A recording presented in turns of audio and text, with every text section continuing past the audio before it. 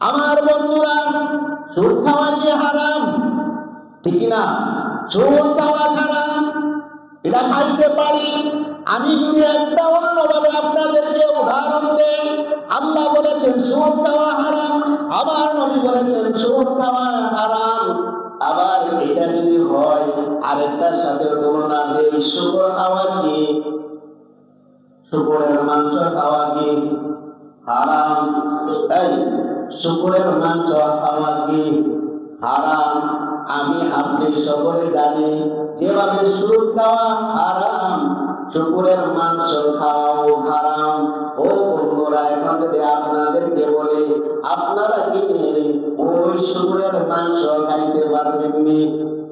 যারা সুদ খায় তাদেরকে বলবেন, যারা ভালো মানুষ তাদের জন্য না, ওয়াজটা বুঝবেন আগে।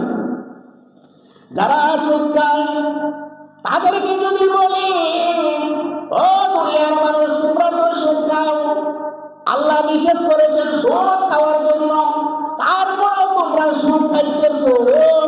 আমি এখন তোমাদেরকে বলি, তোমরা যে সুদ খাও ওই শুকরের মাংস তো খাওয়া হারাম।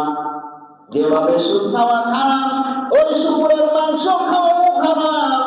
তোমাদেরকে সামনে যদি শুকরের মাংস আইনা দিই, শুকরের মাংস খাইতে পারো বাইনি, তোমরা বলবা মা বসাই দোয়া চাই, শুকরের মাংস আমরা খাইতে পারবো না।